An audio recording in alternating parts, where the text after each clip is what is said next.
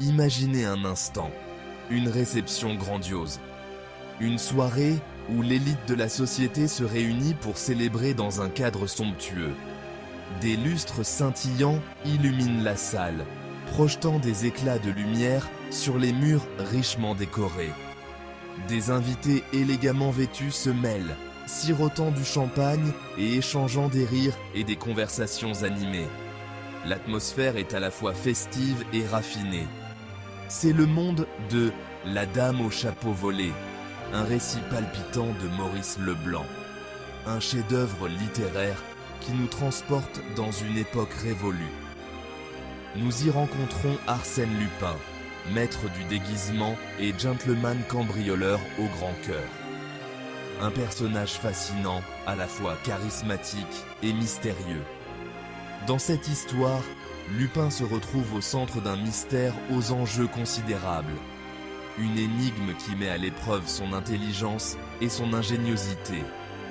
Un chapeau précieux, appartenant à une riche mondaine, a disparu dans les airs. La dame, en proie à l'angoisse, cherche désespérément son bien. Mais ce chapeau n'est pas un simple accessoire de mode. Il est orné de détails complexes et d'une élégance rare. Il recèle un secret, un objet de grande valeur qui donne au vol une toute autre dimension. Un compartiment caché renferme un trésor inestimable. La nouvelle du vol se répand comme une traînée de poudre. Les invités chuchotent, leur visage marqué par la surprise et l'inquiétude. La peur et la suspicion s'emparent des invités. Chacun se demande qui pourrait être le coupable parmi eux. La police est appelée, mais même les forces de l'ordre semblent déconcertées par l'audace et l'habileté du crime. Les enquêteurs scrutent chaque détail, cherchant des indices dans cette affaire complexe. Le vol du chapeau provoque une onde de choc dans l'assemblée. Les murmures se propagent comme une traînée de poudre, chacun se demandant comment un tel acte a pu se produire sous leurs yeux. Les invités échangent des regards méfiants, les soupçons s'installent et les conversations deviennent chuchotements. Chacun se demande qui pourrait être capable d'un tel méfait. Qui, parmi eux, pourrait bien être le voleur? Les visages se ferment, les sourires disparaissent.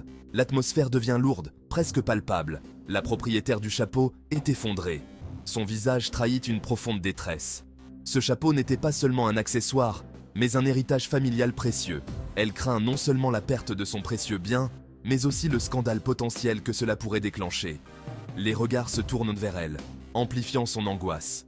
La police arrive, menée par un détective bien décidé à résoudre l'affaire. Son regard perçant scrute chaque détail, chaque mouvement suspect. Les interrogatoires commencent, les invités sont passés au crible, la recherche d'indices est lancée. Les questions fusent, mais les réponses restent évasives. Mais le voleur, semble-t-il, s'est volatilisé. La police piétine. Chaque coin de la salle est inspecté, mais aucune trace tangible n'est trouvée. Chaque piste suivie se transforme en impasse. Le détective, pourtant expérimenté, commence à douter. Les indices sont rares et les témoins peu coopératifs. Les invités, liés par un pacte de silence, n'offrent que peu d'aide. Le mystère s'épaissit. Chacun semble avoir quelque chose à cacher, et la vérité se dérobe à chaque instant. À l'insu de la police et des invités inquiets, une ombre se glisse parmi eux. Arsène Lupin est déjà sur l'affaire, prêt à déjouer les plans les plus complexes. Mais Lupin n'est pas un détective ordinaire, il est bien plus que cela. C'est un maître du déguisement, capable de se fondre dans n'importe quelle foule, adoptant des identités multiples avec une facilité déconcertante.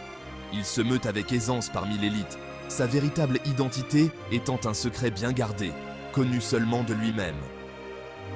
Lupin observe la scène d'un œil avisé. Chaque détail, chaque mouvement, rien ne lui échappe. Il écoute les conversations, guettant les indices subtils, les incohérences, les mots non dits. Son esprit vif commence à relier les points, à tisser une toile de déduction. Il le sait, pour attraper un voleur, il faut penser comme un voleur, anticiper chaque mouvement. Et personne ne comprend l'esprit criminel mieux qu'Arsène Lupin, le gentleman cambrioleur, toujours un pas en avance. Pendant que la police piétine dans son enquête, Lupin commence à démêler les fils du mystère. Il sait que la réponse évidente est rarement la bonne. Il décide de tracer sa propre voie, laissant la police poursuivre des chimères. Avec malice, Lupin sème de fausses pistes, détournant l'attention des policiers et ajoutant à la confusion générale. Il prend plaisir à les déjouer, à prouver sa supériorité intellectuelle. Chaque mouvement est calculé, chaque mot soigneusement choisi. Il joue un jeu dangereux, certes, mais les enjeux sont de taille et le frisson de la poursuite coule dans ses veines. Merci à vous, monsieur Abdelghani.